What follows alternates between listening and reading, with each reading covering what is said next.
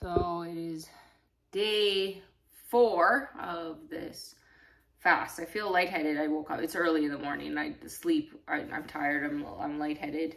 Not hungry though, it's just more the absence of food because you want it, but it's not a hunger. Like I noticed the difference.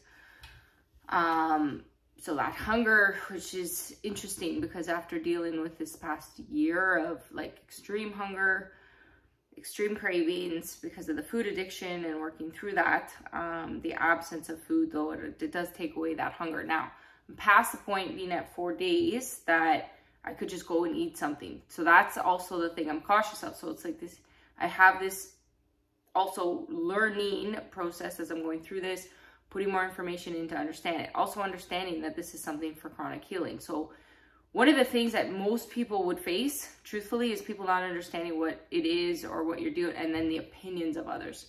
And, you know, I faced that even yesterday. So my mom, who we don't have a good relationship, but that's been in repair, I guess, in a way in the last little bit. She's the best she's ever been, but, you know, and come from a long line of abuse, right? And so I'm forgiving to her situation. However, she's not in a position where she can really, her opinion isn't the best for me. And I've had to learn that in this process anyways. And I had to heal by stepping back from her because it's been a bit of a danger in itself. And it's because that's part of my abuse and trauma. So these are the things, the factors in our minds, and being aware of what's going in your head, when, where, and why, and how that shapes a brain. And an example is, you know, she's had a lifetime of eating disorders with anorexia, which I've never had anorexia, and, you know, bulimia and different things. So those eating patterns and have been difficult. So again, my addiction was food addiction that I was suffering. I hadn't even, like, in my early years, bulimia, like I'm talking like I was a kid, or really ended that before I had a child. So we're looking back, like I didn't have episodes of that for over 2 decades. So for me, right, like I really had to understand the psyche of eating disorders. People misunderstand is it's the obsession anyways with food.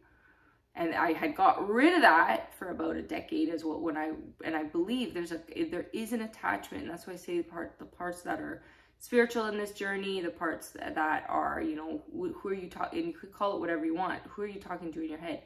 Go on a fast for a couple days, you'll start to become delusional anyways, right? You will. So, okay, where does that come from? Okay, people are on long periods of fast. Okay, who's showing up, when, where, and why? What are the voices? Because when you're fasting or going through any periods of time, you're changing the chemicals in the body, which changes the brain, which changes how you're viewing things. Okay, well, those voices, and that's what I've been arguing for, what I've been trying to prove on the PTSD side, have been there anyways. Who's in your head? So from a lifetime of abuse, or being told you're not able to do things, not having cheerleaders or people that trust my opinion, that's been the difficulties. You're just crazy, you're just mentally ill, is why I do what I do in the first place, is because I had to get rid of everybody's opinion completely in my life. I had to take extreme measures, and I'm still in a situation where I have to be cautious. So I don't tell people what I do. I'm not even telling people I'm doing this, right? So although I told her, and of course then you get and I just feel those energies come out because of like her opinions. You need to eat food, you need to be healthy, because she went through the eating disorder programs too, right? So when you go through eating programs of anorexia, then you're taught that you can't have food. And that's what I actually had to cut out of my brain as well. So that's why if you have anorexia, you should not do this, right? So full disclosure, why? Because you haven't worked through, it's the core issues of why, and intentions of why somebody does something.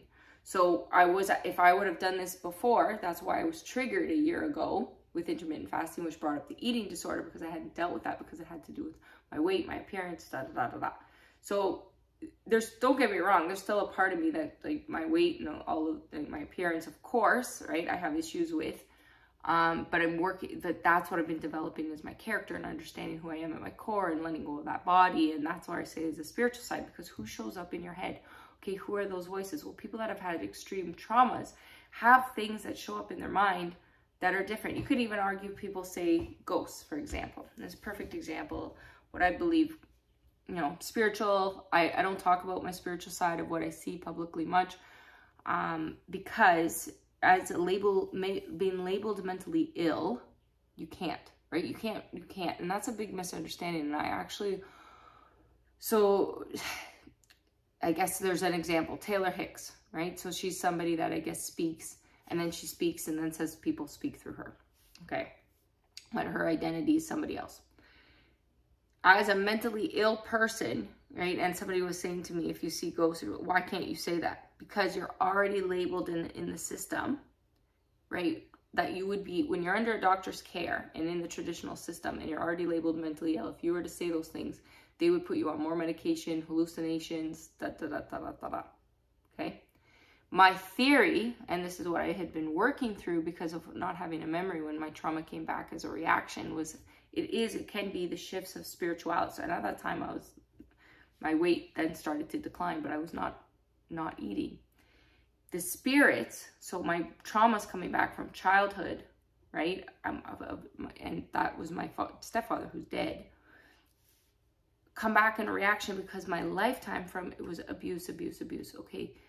And very traumatic from a very young age. So, and I had believed, like the first memories there were about 6, the first times, you know, that it happened that I believed. However, in finding more information, I've discovered that I started being abused when I was a baby. So that would change the brain. And my theories are those chakras, those things get blocked because we just think science, right? Our basic thing in science, Maslow's hierarchy of needs, like our reproductive needs, our sex need, like that's, right? So the wanting to reproduce, that also is linked to like our hunger, you know, pain and pleasure, the confusions of that, right? Now that happens as a child.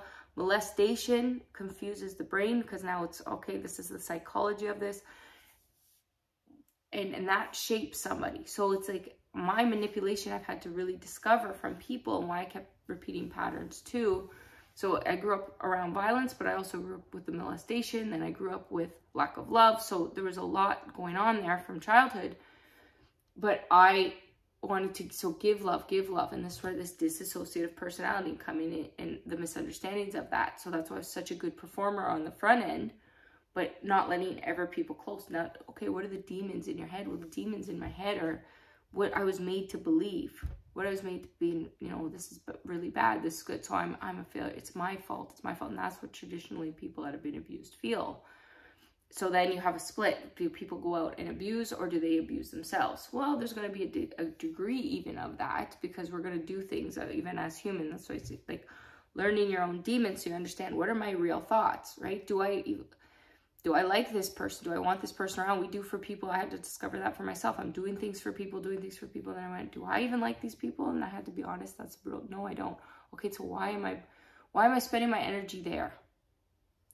That's what I have to get away from. So when she told me, and I've noticed it, like even yesterday, you know, this is unhealthy. You can't do this, unsafe. You know, that's a trigger. And then I realized just that energy enough through the phone in her text message sent my body feeling different.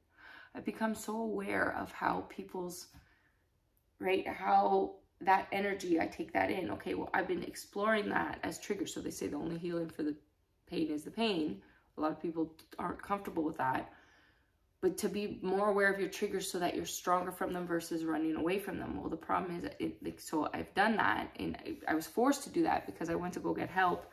And I was further abused from that help. So the help is what I started to not trust, and then realized in my lifetime I don't trust anyone. Okay, well, the issue then, the core, when nobody's left, is I don't trust myself.